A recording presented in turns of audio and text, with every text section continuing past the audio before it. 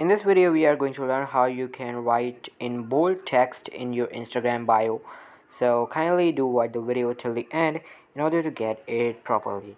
So you cannot write the bold text directly in your Instagram bio. All you need to do, you have to go to your browser.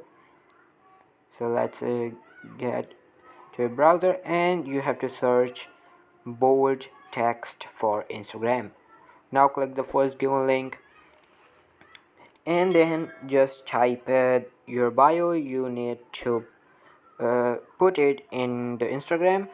So I'm writing anything here and you can see I've got some fonts different. I have bold font and the italic one.